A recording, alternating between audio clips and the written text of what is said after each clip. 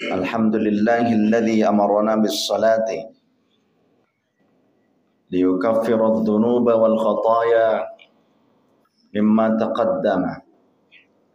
Asyhadu an la ilaha illallah wahdahu la syarika lah wa asyhadu anna sayyidana Muhammadan abduhu wa rasuluhu la nabiyya ba'dah. Allahumma salli ala sayyidina Muhammadin wa ala sairil anbiya'i wal mursalin wa ala alihi wa ashabihim ajma'in. Ayyuhan nas, usini wa iyyakum bittaqwallah, ittaqullaha haqqa tuqatih wa la tamutunna illa wa antum muslimun wattaqullaha mastata'tum. Faqad qala Allah ta'ala fil Qur'anil 'azim, a'udzu billahi minasy syaithanir rajim. Bismillahirrahmanirrahim. Wal 'asri innal insana lafi khusrin illa alladhina amanu wa 'amilus solihati wa tawassaw bil haqqi wa tawassaw bis sabr. Shadaqallahul 'azim wa shadaqa rasulun nabiyul karim wa 'ala dzalika minasy syahidin wasyakirin. Walhamdulillahi rabbil alamin. Masyarul muslimin rahimakumullah. Rasulullah sallallahu alaihi wa alihi wasallam bersabda, bunyal islamu ala khamsin. Islam dibangun di atas 5 pilar, 5 hal. Syahadatu an la ilaha illallah wa anna Muhammadan Rasulullah. Yang pertama adalah persaksian dengan kalimat asyhadu an la ilaha illallah wa asyhadu anna Muhammadar Rasulullah. Wa iqamis salati, dan dalam penegakan salat, wa itaiz zakati, dan dalam penunaian zakat, wal haji, dan pelaksana haji, wa shaumi ramadhan, dan puasa Ramadan. 5 hal ini menjadi penentu, terlebih syahadatain. Lalu bagaimana dengan hal yang tampak pada diri kita? Yang paling pertama, syahadatain bagi kita yang lahir, dari sejak lahir kita sudah menjadi seorang muslim, maka syahadah kita cukup pada saat pelaksanaan sholat kita. Akan tetapi bagi orang yang mengaku muslim tapi mereka enggan untuk melaksanakan sholat, bagaimana orang-orang seperti ini? Sedangkan syahadatnya menurut fikih, menurut syariat, syahadatnya seorang muslim cukup di dalam sholatnya sebagai bukti orang itu adalah seorang muslim. Namun bagi orang yang meninggalkan sholat seperti apa? Maka ada beberapa riwayat hadis Rasulullah SAW. Beliau bersabda, inna bainar rajuli wa bainal kufri aw syirki tarkus salati. Pembeda antara seorang itu dia beriman ataupun kufur atau syirik, yaitu adalah tarkus salat. Yang menjadi pembedanya, yang menjadi tandanya adalah ketika dia meninggalkan sholat. Akhrajahu Muslim. Imam Muslim telah meriwayatkan ini. Wa qala Rasulullah sallallahu alaihi wasallam. Dan Rasulullah juga bersabda, al-ahdul ladzi bainana wa bainahum as-salatu. Faman tarakaha faqad kafara. Perjanjian yang terjadi antara kita dan antara mereka orang-orang yang mengaku sebagai seorang muslim adalah sholat. Yang menjadi hubungan janji setia, sebuah baiat antara kami, kata Rasul, dan mereka orang-orang yang masuk Islam adalah sholat. Faman tarakaha faqad kafara. Maka siapa yang telah meninggalkan sholatnya sungguh ia telah kufur. Hadis riwayat Imam Ahmad bin Hanbal, Imam Abu Dawud, Imam An-Nasa'i, dan Imam At-Tirmidzi bi haditsin hasanin sahihin. Dan di dalam riwayat yang lainnya dari sahabat Abdullah bin Abbas radhiyallahu anhu maqala, man taraka as-salata faqad kafara. Siapa yang telah meninggalkan salat maka sungguh ia telah kufur. Dalam riwayat yang lainnya dari sahabat Abdullah bin Syaqiq, dari seorang tabi'in, yakni Sayyidina Abdullah bin Syaqiq, yang menceritakan kana ashabu Rasulillah sallallahu alaihi wasallam la yarawna minal a'mali syai'an tarakahu kufrun illa salata. Kata seorang tabi'in yakni Sayyidina Abdullah bin Syaqiq, para sahabat Rasul sallallahu alaihi wasallam mereka tidak memandang sebuah dosa, sebuah amal yang ketika amal itu ditinggalkan maka berimpak orang yang meninggalkannya itu menjadi kufur. Illa salata, tiada lain kecuali salat. Ketika para sahabat sudah berpendapat, para sahabat memandang bahwa orang yang meninggalkan salat itu telah kufur, maka perlu penjabaran yang lebih luas.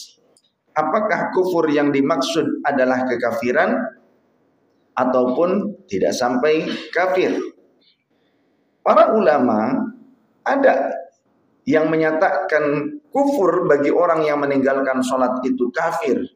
Sebagaimana ada riwayat man taraka sholata faqad kafara dari sahabat Abdullah bin Abbas radhiyallahu anhuma. Sahabat Abdullah bin Abbas berkata seperti itu, siapa yang meninggalkan sholat maka sungguh dia telah kufur. Lalu bagaimana dengan yang lain? Sebagian para ulama yang lain tidak sampai menghukumi kufur, tapi dengan pemerincian tertentu. Jika orang yang meninggalkan sholat itu dia telah menyatakan bahwa sholat yang 5 waktu itu tidak wajib bagi dirinya, sedangkan dia adalah seorang mukallaf akil baligh, ataupun salah satu dari yang 5 waktu itu tidak wajib bagi dia, padahal secara syariat ia telah memasuki ketetapan akil baligh mukallaf dan tidak ada uzur di dalam sholat tersebut untuk meninggalkannya, meskipun kita sedang berada di atas pesawat dan tidak melaksanakan wudu ataupun tayamum dengan debu yang sempurna, lalu kita melaksanakan sholat di atas pesawat itu, bahkan menghadapnya tidak menghadap ke arah kiblat, tetap dilaksanakan sebagai bentuk penghormatan kepada waktu yang kita diwajibkan untuk sholat di waktu tersebut. Kitaban mauquta, karena sholat itu diwajibkan kitaban, diwajibkan mauqutan, yang ada waktu-waktu yang telah ditentukannya. Sehingga para ulama mengajarkan kepada kita ada sholat li hurmatil waqti. Meski kita di pesawat, kita belum wudu karena memang tidak diperkenankan menggunakan air yang banyak.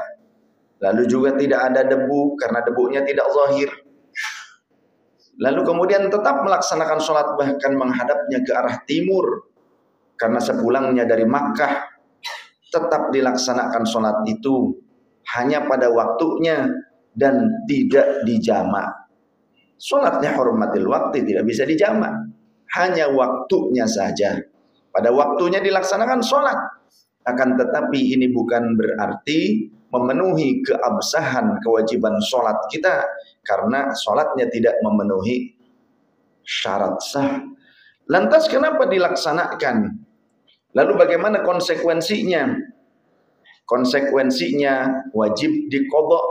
Ketika kita sudah berada di tempat yang memungkinkan pelaksanaan sholat dengan sempurna, kita wajib mengqadhanya seperti di rumah, di masjid, maka kita qadha sholat yang kita lakukan di atas pesawat tersebut, karena tidak bisa ruku dan sujud dengan sempurna, bahkan tidak melaksanakan wudu ataupun tayamum dengan sempurna, bahkan tidak menghadap ke arah kiblat. Karena Rasul di dalam riwayat-riwayat hadis tidak melaksanakan sholat fardu di atas tunggangannya, Rasul hanya melaksanakan sholat sunnah di atas untanya. Lalu kemudian, kenapa para ulama ada yang mengajarkan sholat li hurmatil waqti? Karena memenuhi kewajiban waktu yang kita sebagai seorang muslim telah diwajibkan untuk melaksanakan sholat pada waktunya. Pada waktunya itu ada awal waktu, ada wastul wakti, kalau awal waktu awalul wakti, ada wastul wakti, fase yang kedua, yang di tengah-tengah waktu. Kemudian akhirul wakti adalah fase yang ketiga, di akhir waktu. Masih pada waktunya juga. Ketika disebutkan akhirul wakti, itu masih berada pada waktunya. Kalau sudah habis waktunya, berarti di luar waktunya. Seperti qadha atau terlewat, kesiangan sholat subuhnya, tetap wajib mengqadha sholat subuhnya.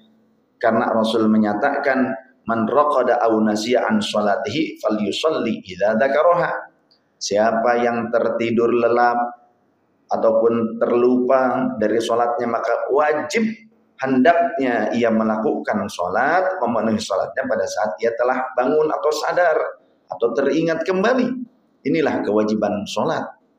Meski sudah terlewat waktunya, tertinggal, tetap kewajiban itu tidak hilang. Bahkan pada saat orang itu terbujur, terbaring di belangkar, tetap dia wajib melaksanakan sholat. Bahkan ketika perang terjadi, Allah tetap memerintahkan pasukan kaum muslimin untuk melaksanakan sholat, bahkan berjamaah.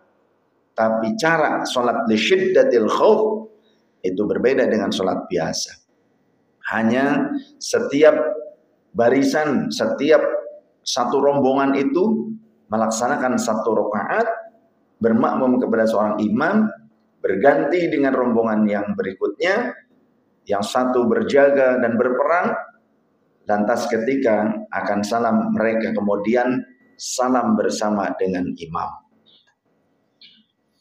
Tetap ketika perang pun sholat jamaah itu sangat dianjurkan, diperintahkan oleh Allah. Bagaimana dengan kita yang hanya kerja di pabrik, lantas kemudian kalau makan berjamaah, nonton berjamaah, sholat boro-boro jamaah, ditinggal iya, tapi ngaku Islam. Bagaimana dengan orang yang seperti itu? Kalau dia meninggalkan sholatnya, menyatakan ada salah satu sholat yang aku tidak wajib, maka kafir, murtad. Tapi kalau dia meninggalkan sholatnya, tidak meyakini bahwa itu adalah waktu yang wajib, tidak meyakini, tidak meyakini bahwa itu tidak wajib bagi dia, tapi tetap meyakini wajib bagi dirinya, tapi hanya malas saja dan dia sadar dia telah berbuat dosa, maka muslim seperti ini disebut muslim fasik, muslim yang pendosa besar. Lalu yang menjadi pertanyaan, bagaimana kalau petugas keamanan, orang-orang yang menjaga keamanan, maka bagi mereka ada rukhsah ketika tidak menjadi kebiasaan. Karena sholat Jumat bisa ditinggalkan dan diganti dengan sholat zuhur bagi orang yang sakit, bagi orang yang melaksanakan safar, perjalanan yang mencapai masafatul qasri. Para ulama berbeda di dalam menimbang, mengkonversikan masafatul qasri itu menjadi berapa kilometer. Ada yang menyatakan 82, ada yang menyatakan 84, ada yang menyatakan 91. Bermacam-macam para ulama. Kisaran itu kita bisa memperkirakannya. Lalu bagi siapa? Bagi orang yang merasa takut untuk dirinya akan terancam nyawanya. Jika dia harus ke masjid, ternyata dia harus menjumpai perampok, begal, maka dia tidak diwajibkan, tapi dia wajib untuk melaksanakan sholat zuhur sebagai penggantinya. Jika tidak ada jalan untuk mencapai pelaksanaan sholat Jumat, atau orang yang menjaga lingkungannya karena lingkungannya rawan dari pencuri, yang seringkali banyak pencuri, mereka menggasak harta di lingkungannya itu pada saat pelaksanaan sholat Jumat, karena orang-orang sedang tidak ada di rumah, lalu ada para petugas yang berjaga 1 atau 2 orang. Ketika tidak dijadikan kebiasaan dengan cara saling bergantian, maka mereka ma'fuun anhu, menurut syariat mereka mendapatkan rukhsah, tapi wajib menggantinya dengan sholat zuhur.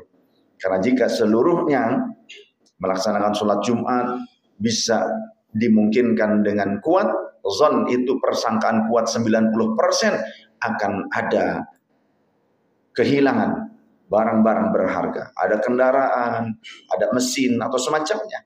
Maka para penjaga ini boleh untuk bergantian di setiap Jumatnya berjaga demi mengamankan situasi yang ada di sekitarnya. Ini adalah fikih. Dan fikih itu berlandaskan Al-Quran dan Sunnah Rasul. Kalau orang mengatakan ngapain harus berfikih, kembali saja pada Al-Quran dan Sunnah. Kenapa harus mengikuti ulama? Ulama kita Muhammad. Pertanyaannya, kapan ketemu Nabi Muhammad? Baca Quran, bisa membaca Al-Quran, Al-Fatihah itu apakah langsung belajar dari Malak Jibril? Apakah selain Nabi Muhammad, selain para Nabi dan Rasul, ada yang langsung belajar kepada Malak Jibril? Tidak ada.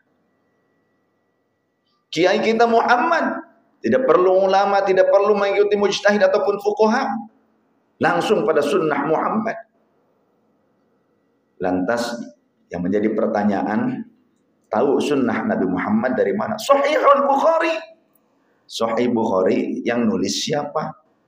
Apakah Nabi Muhammad menulis Sahih Bukhari? Tidak. Siapa? Imam Bukhari. Muhammad bin Sulaiman Al-Bukhari, Uzbekistan. Dari mana lagi? Dari Sahih Muslim. Apakah yang mencatat Sahih Muslim itu Nabi Muhammad? Bukan. Sahabatkah? Bukan. Tabi'inkah? Bukan. Lantas siapa? Imam Muslim bin Hajjaj dari Naisabur, sekarang wilayah Iran. Muslim Ahlus Sunnah wal Jamaah. Jadi lantas kalau orang mengatakan tidak perlu mengikuti fuqaha, apalagi kini ada orang yang gembar-gembor mengaku wali atau ingin dianggap wali dan ingin diikuti oleh umat, bahkan mungkin ada yang memiliki keterbatasan akal, kemudian oleh orang-orang yang ingin mencari keuntungan duniawi dibuat propaganda bahwa ini wali, ikuti wali, tapi ternyata tidak berakal sehat. Maka ini akan mengakibatkan umat menjadi bodoh, jauh dari syariat. Tidak bisa kita mengikuti atau menjadikan seseorang yang kurang akal, yang pemahaman agamanya itu sedikit atau bahkan tidak memiliki pemahaman agama, untuk dijadikan sebagai rujukan. Karena Rasul menyatakan meskipun tidak gila bahkan, kalau kita menjadikan mereka sebagai rujukan, sebagai mufti, maka Rasul sudah menyatakan dulu, sayakhruju fi akhir zamani, akan muncul nanti di akhir zaman, sufahaul ahlami, yang akal pikirannya sebetulnya kurang cerdas, ahdathul asnani, yang bergigi susu, maksudnya pemahaman agamanya itu masih dangkal. Lalu yaqra'unal Qur'ana, mereka senang membacakan Al-Quran, menyampaikan kalamnya Allah. Wa yaquluna min kalami khairil bariyah, dan mereka juga senang sekali menyampaikan hadis-hadis Rasul. Ini Quran, ini hadis, ini Quran, ini sunnah. Akan tetapi imanuhum hanajirahum, imannya hanya sebatas kerongkongannya saja, omongannya doang. Pandai bicara, itu yang disebut dengan khutbah. Orang pandai pidato saja belum tentu dikatakan alim. Orang hanya pandai ceramah, pandai khutbah, belum dikatakan alim. Karena apa? Karena Rasul mengatakan rubba hamili fiqhin wa laysa bifaqihin, kata Rasul. Banyak orang yang membawa dalil-dalil agama, dalil-dalil fikih, Quran, hadis, tapi wa laysa bifaqihin, bukan seorang yang faqih. Nah, kita lanjutkan hadis yang tadi. Lalu kemudian mereka omdo saja, kata Rasulullah, imanuhum hanajirhum yakhrujuna minad dini kama yamruqus sahmu minar ramiyati. Mereka akan mudah keluar dari agama seperti melesatnya anak panah dari busurnya, meskipun pinter ngomong, ini firman Allah, ini sunnah Muhammad sallallahu alaihi wasallam. Akan tetapi karena orangnya tidak faqih, sok-sokan merasa pandai, bahkan melebihi para ulama, mengaku melebihi para fuqaha, maka akhirnya fadallu wa adallu, menjadi sesat dan menyesatkan orang lain. Na'udzubillahi min dzalik. Lalu andai kalau orang-orang menganggap bahwa ulama fuqaha ini tidak pantas diikuti, lalu ikuti saja orang-orang yang digadang-gadang wali, tapi tidak sesuai dengan syariat. Imam Asy-Syafi'i qaddasallahu sirrah, beliau berkata, in lam yakunil fuqaha'ul 'alimuna al-'amiluna bi 'ulumihim awliya Allah falaysa lillahi waliyyun. Jika tidak ada satupun fuqaha yang alim yang mengamalkan ilmunya dijadikan wali oleh Allah, maka selain mereka tidak ada satu orang pun hamba-hamba Allah yang Allah angkat jadi wali. Karena orang awam bisa menjadi wali berkat mengikuti irsyadatnya para fuqahaul alimuna al-amiluna bi ulumihim. Sehingga kalau ada orang zaman sekarang ngaku menjadi kekasih Allah atau merasa dekat atau mencapai atau ingin mencapai kedekatan dengan Allah sebagai kekasihnya, tapi tanpa mengikuti fuqaha di zaman kini, itu sangat-sangat di luar nalar, di luar akal sehat. Karena para fuqaha kurun awal salafun salih, mereka sangat memperhatikan sanad ilmu. Oleh karenanya ikuti fuqaha. Ikuti fuqaha. Jalan menuju Allah, kita tidak bisa langsung belajar kepada Rasulullah. Karena kitab-kitab hadis pun yang tercatat itu adalah catatan-catatan para ulama. Tanpa memperhatikan riwayatnya dari mana, maka kita akan menjumpai ungkapan-ungkapan yang disampaikan oleh para pendusta, mudallis dalam ilmu hadisnya. Maka yang seperti itu di dalam riwayat ilmu hadis, sedangkan hadis adalah salah satu unsur dari agama kita, dari hukum agama kita. Kalau kita mendapatkan riwayat dari seorang mudallis, maka tentu tidak bisa diterima. Maka beragama menurut saya harus bersanad. Berislam harus bersanad. Ketika seseorang belajar agama Islam tapi tidak bersanad, maka seperti yang dikatakan Al-Imam Abdullah Ibn Mubarak, maka fasya'a man qala sya'a. Al-isnadu minad-din, kata beliau, sanad bagian daripada agama. Laulal isnad, andaikan kita tidak memperhatikan sanad ilmu, fasya'a man qala sya'a, maka kita akan menjumpai orang yang seenaknya saja berbicara. Itulah yang disebut dengan khutbah, atau bahkan lebih buruk lagi yang disebut oleh Rasul, wa yaquluna ar-rubaidatu wa yaquluna ar-ruwaibidatu, dan di akhir masa nanti akan banyak ruwaibidah berbicara. Para sahabat bertanya, siapa ruwaibidah ya Rasulullah? Qala Rasulullah menjawab, as-safihu, orang yang bodoh dan buruk akhlaknya, sok tahu, sombongnya minta ampun ujubnya. Yatakallamuna fi amril ammati, yang banyak berbicara, berfatwa di tengah-tengah umat, padahal mereka tidak faham. Masyarul muslimin rahimakumullah. Dari apa yang saya paparkan, mari jaga sholat kita. Jangan sampai sebagai seorang muslim tapi tampak seperti orang kafir. Ngaku sebagai seorang muslim tapi ternyata kita tidak memperhatikan sholat sebagai tiangnya agama kita. Kita lebih memperhatikan dan bahkan kita lebih senang makan berjamaah dibandingkan sholat. Kita lebih senang pergi ke tempat yang jauh untuk berekreasi, gathering, kita cari tempat bahkan berbayar. Tapi sholat yang tidak berbayar, bahkan diberikan barokah, rahmat, dan ampunan oleh Allah, kita tidak mempedulikannya. Wahai ayyuhal muslimun rahimakumullah, jagalah sholat. Sebagaimana pesan terakhir Rasul, as-sholah, as-sholah, as-sholah, wa ma malakat aymanukum. Barakallahu li wa lakum fil Qur'anil azim, wa nafa'ani wa iyyakum bima fihi min al-ayati wa dzikril hakim, wa taqabbala minni wa minkum tilawatahu innahu as-sami'ul 'alim.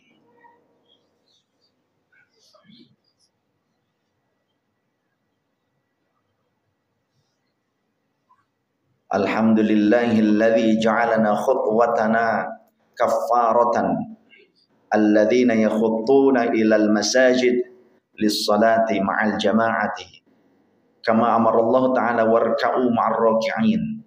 Asyhadu an la ilaha illallah wahdahu la syarikalah wa asyhadu anna sayyidana Muhammadan abduhu wa rasuluhu la nabiyya ba'dah.